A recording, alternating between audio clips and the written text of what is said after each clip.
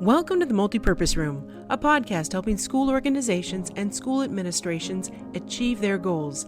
Each episode discusses real-life topics that PTAs, PTOs, and school staff are dealing with. Our hosts and guests offer practical tips, learnings, and best practices to achieve their desired outcomes. And here are your hosts, Wesley and Deborah Jones. There's nothing like a global crisis to force change. We've seen medicine and technology advance by leaps and bounds in the last 6 months. I mean, who would have thought that buying cars from a vending machine would actually be a thing? The evolution of the educational system is equally dramatic. Today we're going to talk to Erin Girard, a teacher and class quality specialist at Outschool, about the evolution in the educational system in the last 5 years, the supercharging it's gotten over the last 6 months, what's to come, and what does this all mean for teachers? Erin, thanks for joining us today. Thank you for having me. Why don't we start with just a little bit of your background? Sure. I am a credentialed teacher in the state of California. I work in the classroom with elementary all the way up to high school students before I chose to stay at home with our twin girls who are now 11. We've been homeschooling since kindergarten. And I've been teaching on Outschool for the past 2 years. Outschool is an online global learning community that has teachers in 5 different countries, as well as students, of course, all over the world. So you've got a lot of experience in this teaching area. And if I'm not mistaken, you also work with other Outschool teachers. Is that right? That is right. I am a class quality specialist with the platform. I work with our teachers to provide coaching and support, whether they are new or they are refining their craft, to help them navigate this online teaching system. So you have your own experience, plus you get to talk to a lot of other teachers about what's going on in the world. So I think you've got a really broad perspective, and I'm excited to hear more about it. So why don't we start pre-pandemic? Your girls are 11, so about 6 years ago, you made a decision to homeschool your kids after looking at the options out there. What were the options then, and how have school options evolved from then till 2019? Well, when the twins were in kindergarten, even prior to kindergarten, as we started looking at options, we had already realized earlier on that we wanted to homeschool the girls. And then when they were in preschool and then kindergarten, we were in a new area. So I did investigate the homeschool options that the district we lived in provided.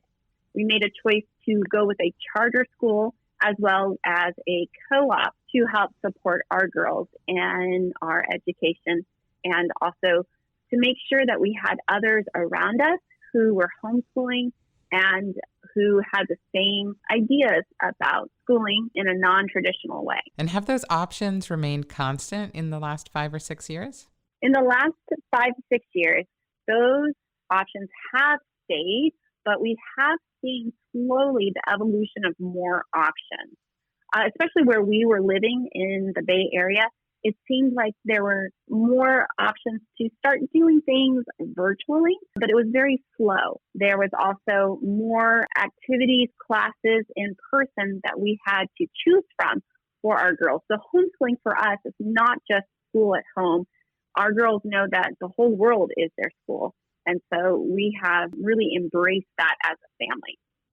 That's great. And I think with the pandemic, more and more families, whether by choice or not, have embraced online learning.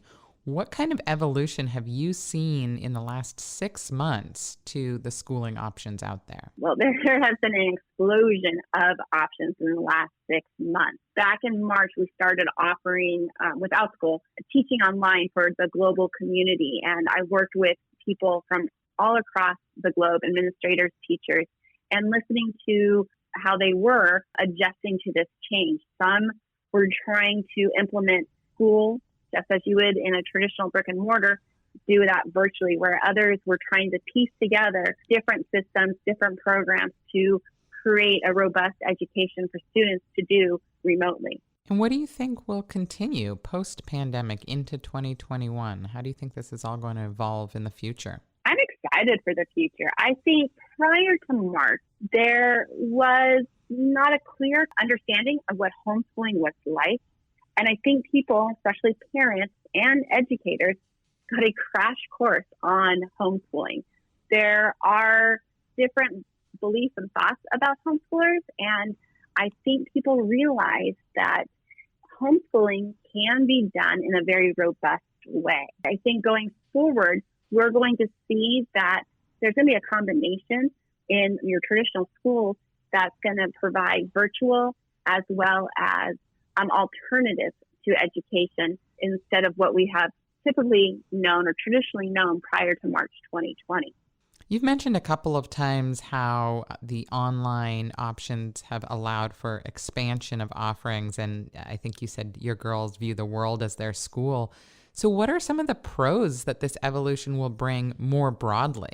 I was thinking of this question, and I was thinking of my students last night in my class. We were going around sharing what time it was where we lived, and the faces of surprise on several students when their classmates said it was 9 a.m. Tuesday morning, and everyone else had been here in the United States. When the school is global, your student is getting exposed to other cultures and other types of learning, not just from a teacher that might be in Australia, but also their class. So they're able to learn not just from a teacher in another country, but they're able to learn from classmates and learn what life would be like if they were to be a student at that age in that country. Yeah, that seems like a benefit irrespective of the subject matter, right? I mean, I'm not sure what the course you were teaching about yesterday was, but the subject matter was what it was, but these learnings about different times and what people are doing in other places happened irrespective of the core subject matter. Exactly. Last night happened to be a baking class, but my girls take French from a Canadian teacher whose first language is French. Here, if we were to do that here in the States, we may not have that option. But with Outschool, I'm able to search classes for teachers who specialize in a subject matter, and that my girls can get that firsthand knowledge from the teacher. Even in something like a baking class, I imagine there's a discussion of different measurements and how things are measured differently in imperial versus metric system countries. Exactly. And also the different ingredients. So we also have a lot of conversations about what is available, especially if we have students in the southern hemisphere and in the northern hemisphere with the opposite seasons.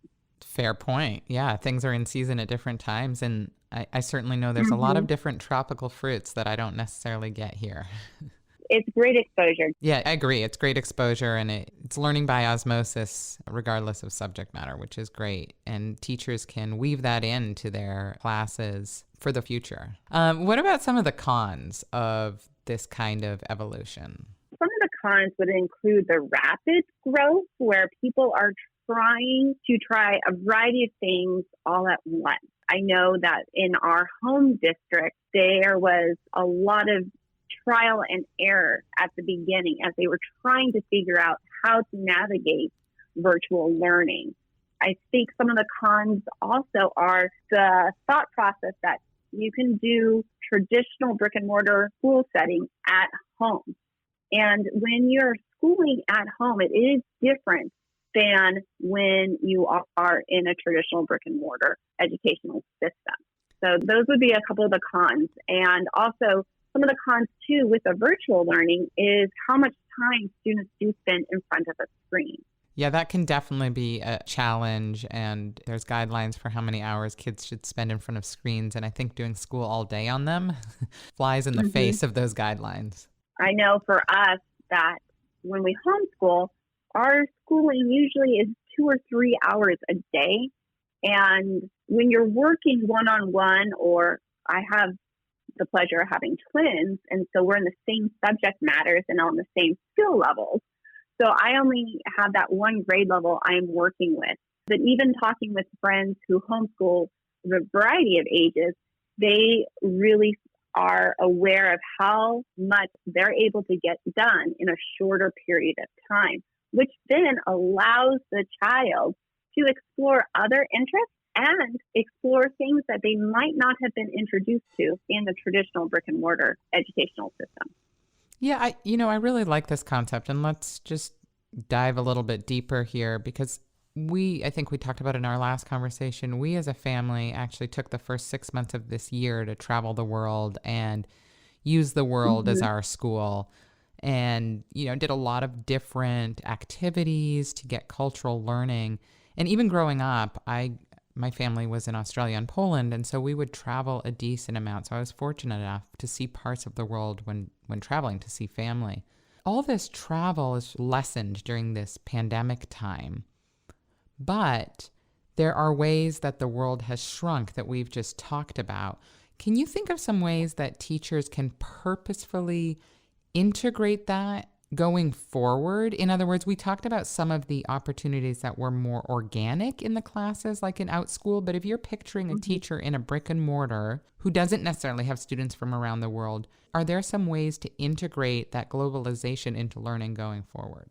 I believe so. I believe what we're seeing too are a lot of partnerships with different organizations and different programs to help brick and mortar teachers provide options for their students. For example, we recently moved to the state of Washington, and the university here is providing virtual tours and field trips for students who are not able to be out exploring tide pools and the different parts of the ocean that they're providing classes with. And that's a partnership with the university to those in the community. And that has helped, I know, at least our learning to be able to get deeper into marine biology that my girls are interested in. And so there are lots of different programs and a lot of different places that are partnering to bring these type of options to the classroom. Yeah, that's a great point. I mean, looking at universities or museums abroad as well would bring that different perspective into the classroom. Time zones aside, because that would be something to be considered, it would be a great way to expand the children's horizons. So I love that point. What are some other ways that all of this evolution has impacted teachers' lives? I mean, you spend a lot of time talking to teachers. So how have their lives changed in the last 6 months? I know for veteran teachers who are used to doing all their education, all their teaching in a traditional classroom, it's been more of an adjustment to switch to that. And then there's the adjustment to going on to the online platform. That's also provided some difficulties and trials and errors because not everyone is comfortable with technology. With newer teachers, I think we're going to find a lot more training and options as they are going through their various teaching credential programs to address this need of more alternatives in a virtual world. What are some things that teachers can do to better prepare to teach in this new reality? I think teachers to be ready for this new reality is to change their mindset and be open to the various possibilities that are there. There are things that we're learning and developing constantly. Things have changed from March to now, and being aware of what is available and how to utilize that. So that goes from technology to different resources. Is that what you mean when you say be aware of the various options out there? Being aware, yes. Being aware of what options are out there, not just the technology, because there are more options now and technology is being developed to help teachers in this virtual learning. And there's also more training coming about too from various organizations and places on lesson planning and classroom management, because it's a lot different. If you think of it from a classroom management perspective, teachers are learning how to keep an eye on all their students on for example, Zoom computer screen and all the little thumbnails versus being able to walk around a room and check on their students. So teachers are learning how to not just teach online, but they're also learning how to manage and how to rewrite their lessons so that they can be engaging online versus how they would do it in person. Yeah, teachers are really taking on a lot this year and even last year. And I just really want to give a shout out and say thank you to all the teachers out there, because you guys have all done a tremendous job. And I know it's a steep learning curve. One of the things that I've seen be really effective with some of the teachers that we've been working with is just asking for help from peers or from parents. Parents have gone through a steep learning curve for those who are having to work remotely and who maybe have not done that before, right? So Zoom is a popular platform now. Parents have been using it for conference calls for the last 6 months. We had a teacher recently reach out and say to a parent that she knew has been using Zoom, and a parent she trusted, and say, hey, do you have any tips so that I can get up to speed very quickly? And they had a quick 15-minute FaceTime chat, and the teacher felt a lot more comfortable in the platform. So I do think we're all learning from each other, and not being afraid to ask is something that can be really valuable. You're right. And that's an important thing, is to ask for help. And the help is out there.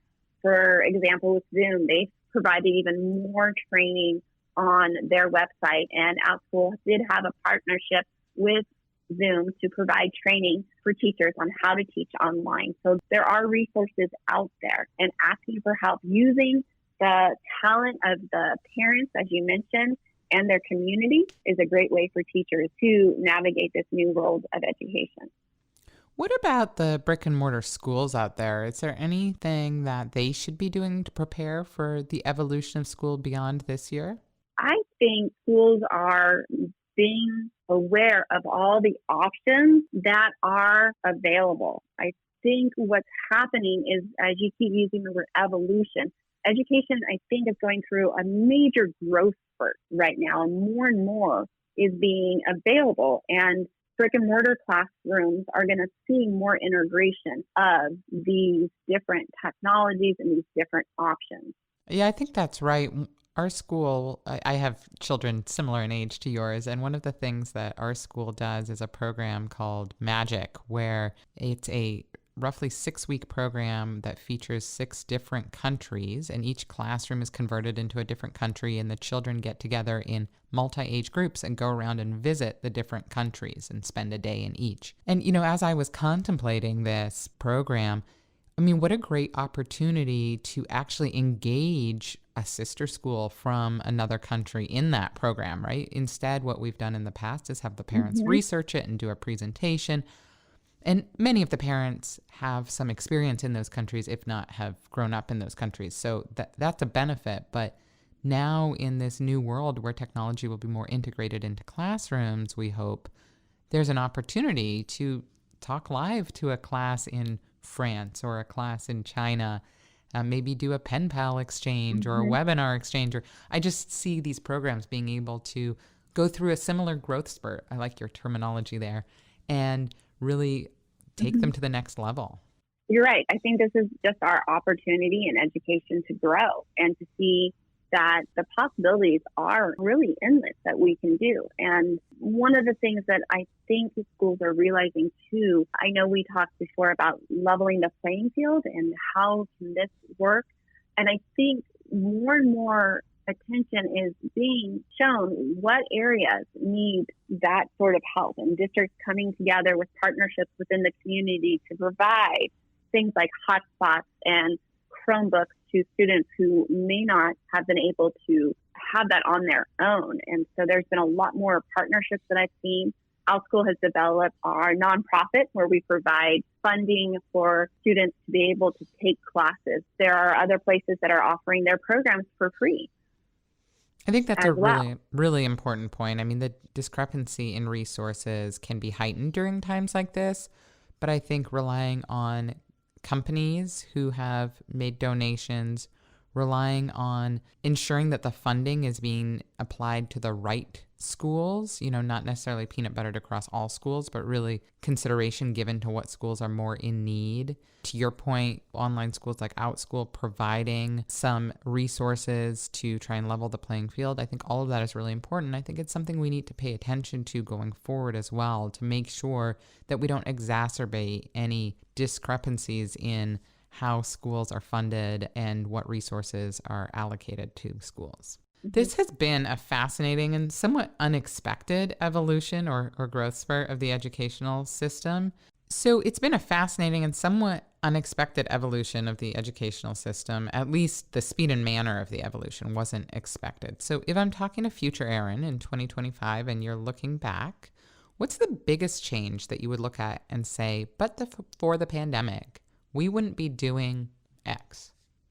If it weren't for the pandemic, I don't think we would be utilizing so many different alternatives to the traditional education system as we knew it prior to March 2020. I think we are developing and creating and thinking more alternatively now than ever before. So we're really having to think outside the box, really focus on those community partnerships and working together globally to provide education for our students.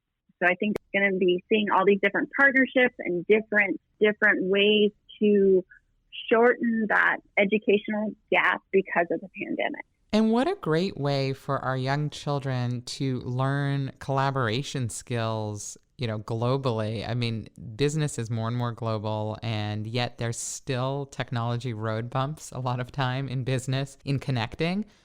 But our 5-year-olds are on Zoom and frankly managing the tool better than I am at times. So by the time they hit the boardroom, they're really going to be experts in this.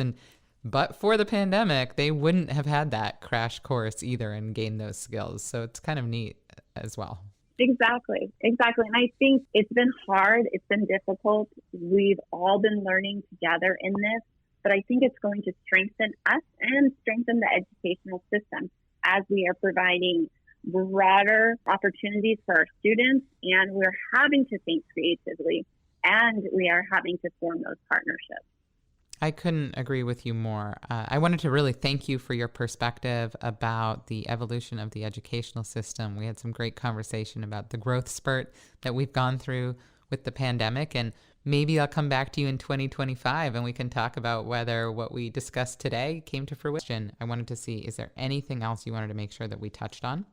I think the one thing I want to leave with those who are listening to is that we're all in this together. We're not going to get it right the first time, maybe not the second time.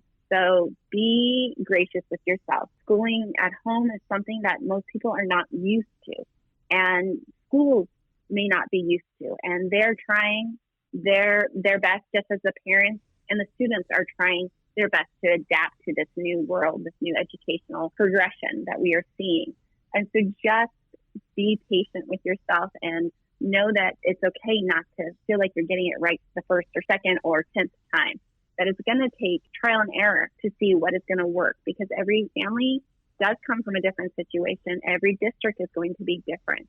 And so just be prepared to know that it's okay if things don't work out the first time or the third time. Going to your growth spurt analogy, there will be growing pains, right? And it's okay, because with growing pains come additional height, maybe new clothing sizes if we're thinking about children, a lot of benefits and fun on the other side.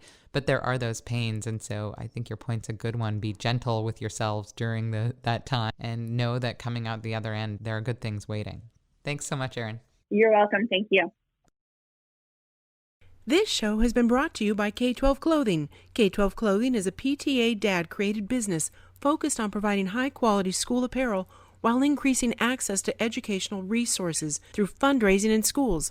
Learn more at k12clothing.com. Make sure to visit our website at themultipurposeroom.school to subscribe to this show. If you like the topics on this show, we share additional resources on our company blog at k12clothing.com and click on blog. Thanks to Squad Locker for making this show possible, and we'll see you next week in the Multipurpose Room.